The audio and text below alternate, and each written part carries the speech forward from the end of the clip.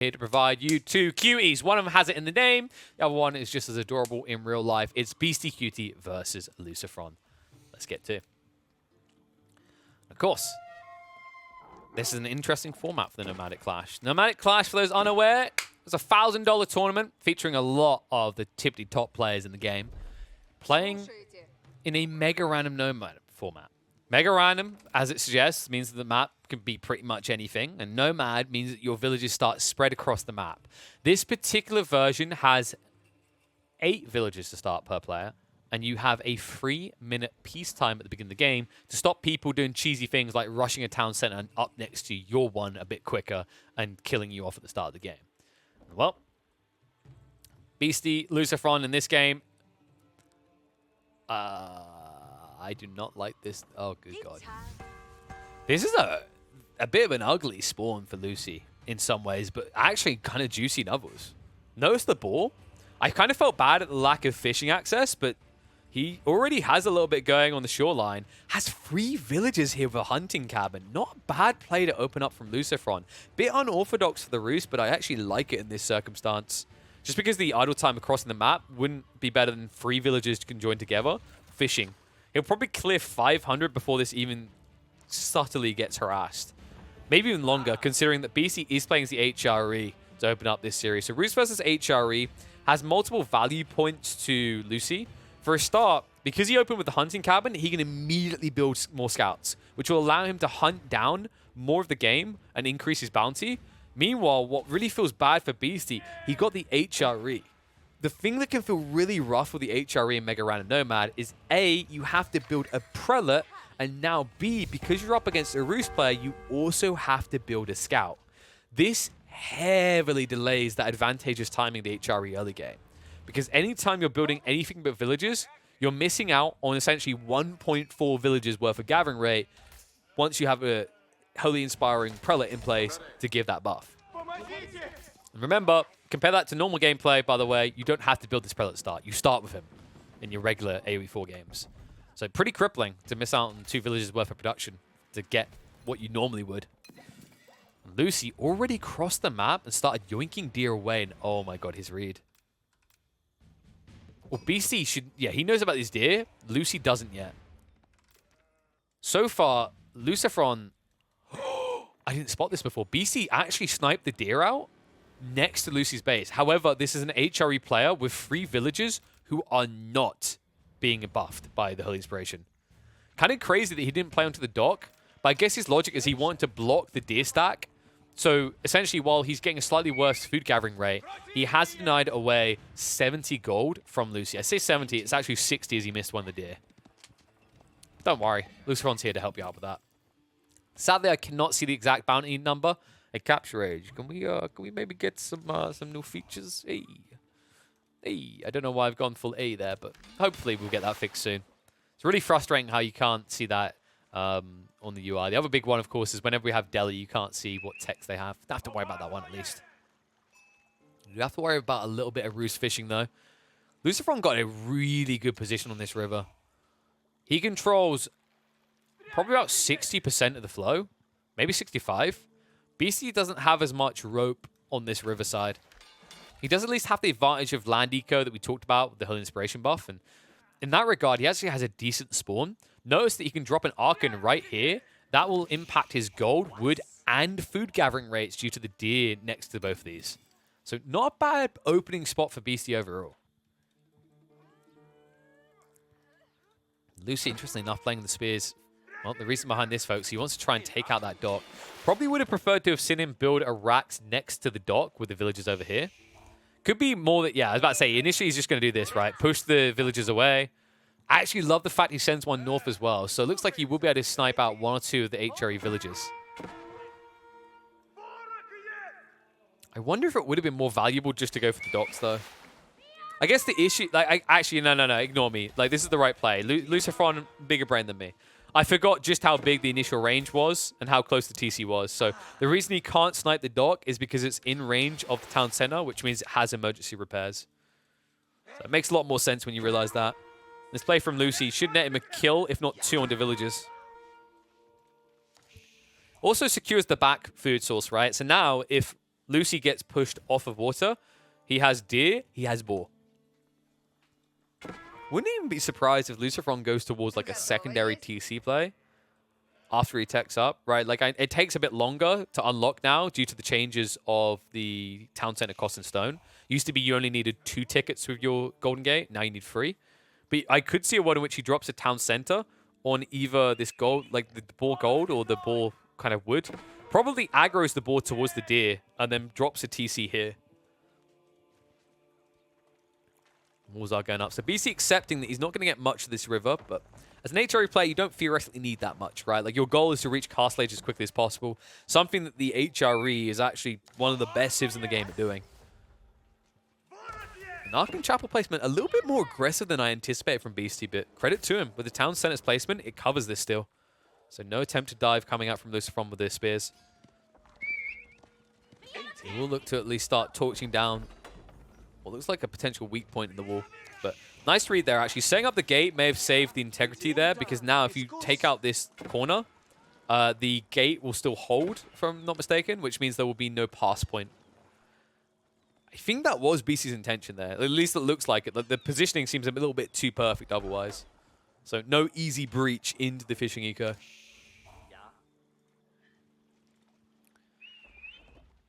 Both of them are now, of course, heading into that fuel age. I'm going to speed this up a little bit. See what the openings are after the tech up completes, as there's no more blocks to actually happen here. We reached the stage in the game where both people are just moving their rook left and right on the chessboard. Get the intent in the next minute or two. Beastie notice the lack of new military production buildings on the other side. Lucifron will be going into that powerful timing of feudal age knights for the Rus. Spears will move in to try and block out the outpost from being rushed up. Good read by Lucifron, actually. 2 villagers here can do a lot of damage. Good reaction out of Beastie. It does pull him out of the Holy Inspiration buff. He'll have to re-garrison in a sec.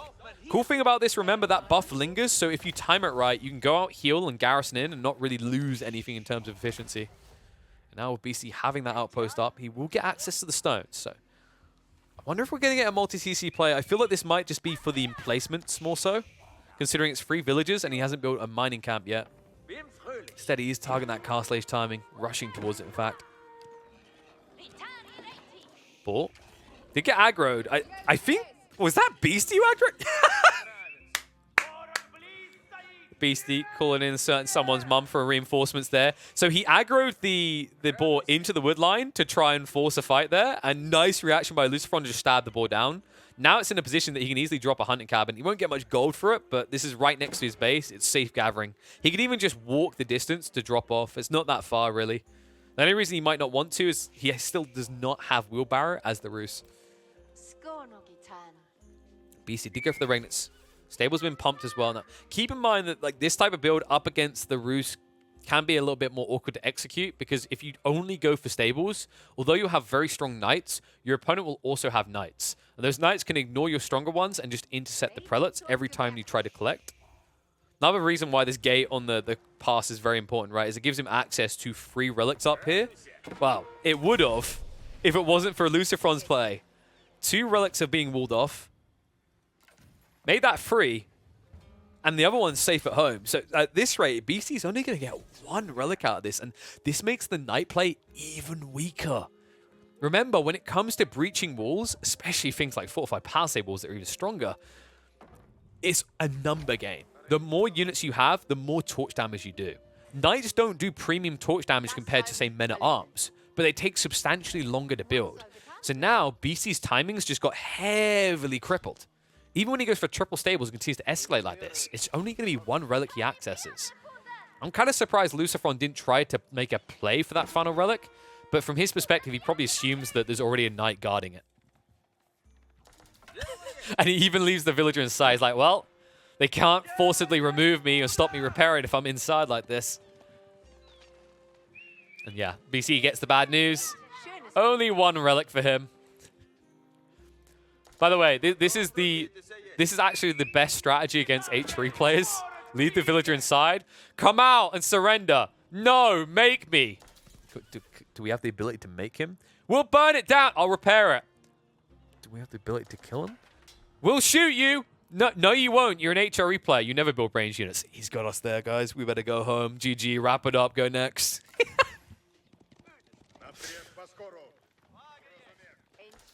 Oof, Knight's in position as well on the south side, so no clear opportunity to raid out yet for Beastie. He's massed a lot of prelates and doesn't really have much for it. He's trying to sneak onto the sacred site. Looks like he will be able to do that for free. Converting a Lodya here wouldn't change anything about that. Wouldn't mind Lucy having a single Lodya convert in this area, though, just to prevent a torch through. So there's going to be a wall up. Beastie trying to buy more time. Voldemar buying my appreciation with the raid. Thank you, bud. Looks like you're going to find more success in your raids than Beastie is.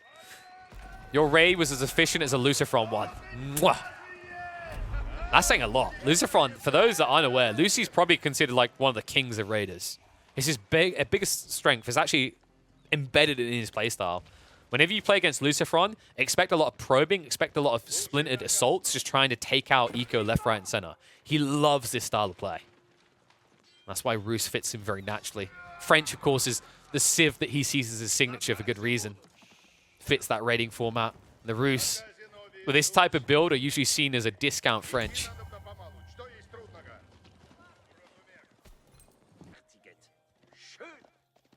Beastie. Now trying to beat Lucy at his own game with these little raids to the left side, but has less impact, right? What Lucifron's doing here is he's blocking gold. Everything Lucifron does is about being a Schmiegel, all right? Every time you reach out, it's like, Northman! Right? Takes that glorious chunk of gold right from your very pouch. He says, no gold for you. This is still a one relic HRE game.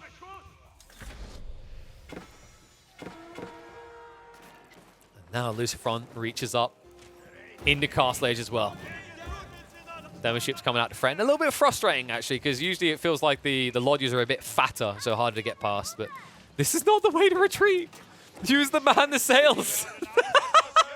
Oh, no. I feel like people just often forget about man the sails. It gets overlooked so often in the game.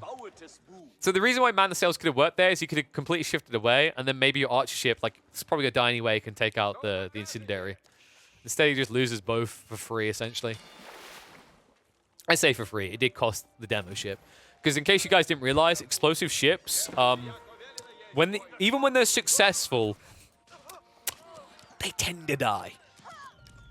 Kind of a crap reality, isn't it? It's like, we done it. We won. But you won't be at the party to celebrate. It's like all these villagers dying on the eco line. We done it. We won. But you'll be too busy attending your own funeral to come to the party. What was that cry I just heard from across the map? It's very sat on my own testicles like the highest pitch. I don't think I'd ever heard that one before, but someone was panicking. I think BC should be panicking a little at this stage, though. Like, eco count clearly favoring Lucy. Military's neck and neck, but I still really feel for what's coming next. Look at the pull. Archer ships moving, Sprills as well. And Beastie, they didn't even garrison. They just came to drop off. That's a heavy eco hit. Anatan, you Butte coming in the raid. I appreciate you. Oh, you got to appreciate the raids. Land and sea from Lucy. Remember that knight advantage that Beastie had? Sure, he's still got a numerical advantage, but the quality, they're neck and neck now. And you may notice a lack of inspired warriors because Beastie, he ain't got the gold. Turns out he can't get a loan from the bank here. And now he's having to pivot into land eco on the farms. That's going to slow him down more. Now, keep in mind, Lucy has this ahead of him as well, right? Like, shoreline fish are not going to last forever, but Lucifron in the next 3-4 minutes has a very strong timing ahead of him. They can look to leverage, especially with Spearman in the mixer, considering that Beastie is still just playing the Ugh, me like knights, ugh build. An effective one, if you can get enough. This many spears could prove problematic.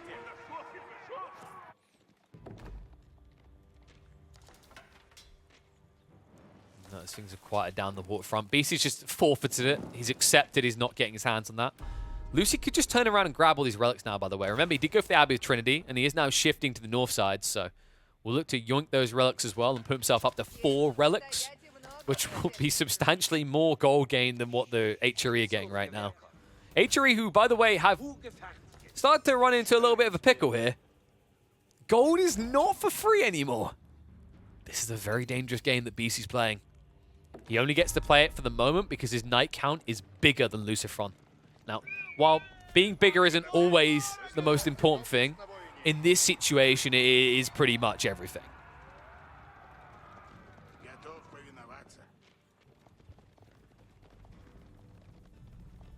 Beastie really wants to go for this raid. The problem is if he does, like, the counterattack comes in. He needs to wait for the Lansk first. Love that he's gone for this Lansk play. Just a few of these against mass melee wins. It's very important he doesn't make his raid play before the Lanks are ready to defend, because if Lucifron sees this raid come in, he's going to mirror it. And when he mirrors it, you're going to need a few spears to brace against the Knights, and then you're going to need the Lanks to clean up the follow-up spear line. And here he goes. Beastie pounces, moves in. Nice clash onto the eco line. Decent hit into Lucy's gold pocket. We'll look to back away because it looks like Lucifron's doing the same. Nice leverage the archer ships to get in deep, and now they're wrapping onto the farmlands. Remember, each of these HRE villages is worth a lot. Even just idling them is pretty damn impactful, especially when you consider that BC's comp is all about food. Knights, even the Lanks requires a little bit on the side. Spearmen require abundance of food as well. He needs it. Lucy won't let him have it. Lucifron now re-rallying on the other side, looking to push in from the west, and he knows exactly where to go. Straight to the south side. Past the Swabi. The timing could not be worse for Beastie. He's been spotted out. Spearman in position to buff away the Knights. He has to cancel it and move away. Beastie denied his timing. Has to go for a more defensive placement. Past the Swabi on the backside now, but that does mean villagers are going to be thrown to the wolves. Knights move in. Gold has been spotted. Remember, if he gets a Knight gold here, yes, he'll have a tech up, but he might lack the gold to tech anything up. He's definitely going to lack the villagers to gather that gold. So many dead here. Beastie, heavily crippled. And all the gold he could access is down here. Northside doesn't feel safe due to the fishing, spotting you on the approach. And now the clash comes out. A brace from the Spearman. Beastie has to hold here, cannot expose the Palace of Swabi being built. But he might be forced to. Spears and crossbows carrying out everything here. The Prelate Heal's just not doing enough work. Sure, you might get a tech up, but where's the army to upgrade once you're there? Might not really exist. Knight counts diminished down to 5. Second wave coming in from Lucy. He understands this is his time. We said he had a 5-minute window to get some serious work done before he'd run out of food. And he's done it. Instantly, BC says, at least I can brag I got Impage, and immediately demolishes it. Game 1 goes to Lucifron. And look who's on each side. Beastie Cutie is going to be whipping out those Malians. Lucy playing as the Abbasids, but oh, maybe I'm wrong about this. I mean, it's a river map. It's very much a river map. The reason that's important, Abbasid players can mass docks early on, boom their fishing, set up the emplacements to defend themselves, and park for a later time of the game. However, Malians are one of the civs that can say something about that. They can contest you. And oh my god, what a way to contest. Look at the opening on this game. Look at what both of them are doing. Do they even realize yet? No way. They don't know. Okay, so BC has to be a little bit suspicious when, what, 3 villagers have walked by? Okay, Lucifron's seen it. Lucifron has seen it, and Lucifron cancels. He doesn't want this contest early on. Now, let's explain the reasoning behind this. Malians versus Abbasids. Why couldn't a Abbasid player take you on? Well, a Malian player has got javelin throwers. They're expensive, but their extra range means that they can whittle away at archers and stay just out of range. It's much easier for a Malian player to skirmish around a base this tight together than it is for an Abbasid player. So the Abbasid player doesn't take the risk. Theoretically, Lucy could have made a play where he like all-ins on rams, gets 3 of them, and just tries to kill the TC straight away. But it's so gambly, and he's not willing to take that gamble. But as a result, because you're the one that blinked and said no, you're now behind on your TC timing. So naturally, BC is going to get an advantage. He gets his scout out. He's going to get his villager out before you construct this. So 2 villager advantage potentially, especially if Lucifron now goes for that scout as well. See how it plays out. He did at least get the fishing online, right? So as long as he rushes the wood, it maybe doesn't matter that he loses a villager because he still has wood access. Let's see how that plays out. I'm going to hit the 2 times as I like to do. I don't expect too much aggro. I know what people are about to say. How can you not expect aggro when they're basically on the same screen as each other? The Civ choices and the players. Like, BC in this situation, while he might try to probe with a few javelins, he's probably very comfortable just targeting that Farimba timing. Meanwhile, Lucifron doesn't really have as much raiding potency now that he had to fall back with his timing. Because he went into fishing as well, he's going to be splitting his wood attention there, so he won't be able to go in for like an all-in ram push at, say, 7 or 8 minutes. If you want to, now would be the time to begin. Treaty has ended, so remember, the way that the Mega Random games work in this tournament is that there is a peace treaty timing of 3 minutes where you cannot attack each other. After that, anything goes. It's quite a nice format, right? Because it gives you time to think about where you want to place your TC.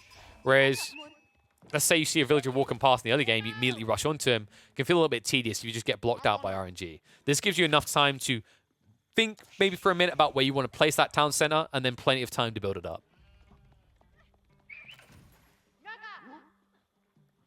Looks like there's going to be a play. Wow. So BC does go for the aggro play. It's going to be the Saharan Trade Network. Remember, this is an outpost. He's building it right next to the enemy base, and Lucifron's going to reveal himself. He doesn't know it yet.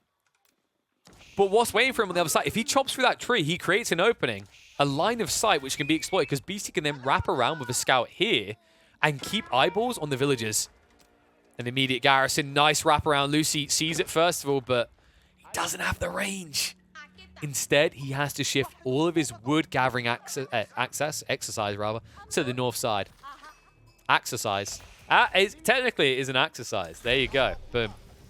All right, that joke's done for the day. Beastie. He festered in the Mongol outpost rushes in the early day. And now he continues that trend moving into the Malians. Denial of resources. Lucifron doesn't know. But he's about to actually reveal it. Maybe by accident here with his counter outpost. Shivs out, immediately surrounds. Blocks them from retreat. Only gets one though. Beastie minimizes casualties. But will not be able to get that outpost up. So Lucifron protects his holdings. But notice the difference here. Beastie is restricting Lucifron's map control. Lucifron is reacting, which means that Beastie is naturally, for free, getting anywhere else he wants on the map. So he's going to continue to look around for more. Moves north side. He's not done yet. He wants another opportunity to go for an outpost play. Less aggressive this time, but it gives him a fallback point if this fails, and also prevents a move through with these ships from Lucifron.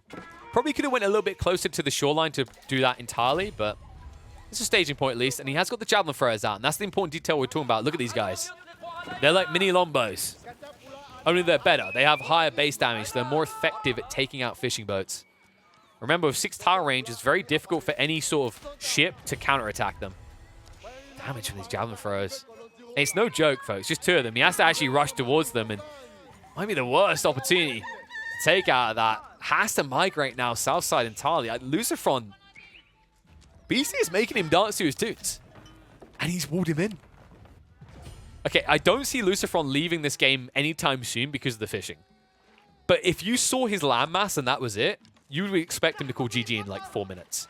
Instead, he's going to make a transport ship play and get the hell out of Dodge. But guess what?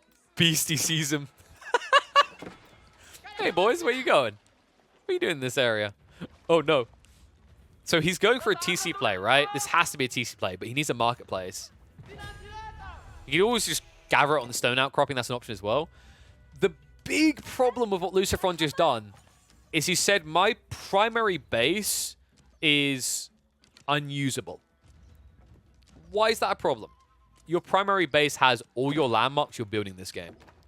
This means that Beastie can now just rush a later timing, come in with siege, and kill Lucifron before he's able to defend himself. Even if Lucifron tries to build up military production in this area, there's practically no room to do so. I say it's between a rock and a hard place, but the reality is he's between a rock and drowning in the river. And it feels like as the minutes go on, that rock, you're going to discover it's on a slope pushing towards you. Which is appropriate, because the rocks are technically going to be hulled towards you, but the same result is going to come out of this. Very problematic here. So gather on the wood. Lucy likely to switch hard onto the stone. It has to be a second TC back here. He could just keep funneling villagers, but this is incredibly inefficient if you think about the time of them walking. When you'd rather have them gathering. You see the desperation when he's on straggler trees, like just trying to find some value in this area. Like that second outpost blocked him off the berries, blocked him off the wood. Problematic. Very problematic. And it looks like it's going to be proxy based in the area, so stables being built up over here. Beastie, you can see what his target is. He is going for that castle age timing. Makes a lot of sense here, right? Like, you just want the Farimba. You're going to have access to gold. Just look behind his base, actually. He's got plenty of gold in reserve. So no risk of running out there. Plenty of pit mines to be built. Already a fast stack one on the south side now. I would love to see Beastie preemptively wall up here. He already done a little bit of that, but you saw the transport migrate people away. So maybe you suspect a proxy base, because otherwise, where's Luciferon building a base anyway? Beastie does know about these crossings as well, so he's going to get punished at this rate. But Farimba's at least going to be accessed, if nothing else. He has got a pit mine at home. Plenty of people working on it. So gold-wise, this is going to be a very strong timing for Beastie. Luciferon, these horsemen he's building, it almost feels like it's more you have to build something because you know what's coming versus I'm doing this to now go punish him. Worst case scenario, actually, if you're Luciferon.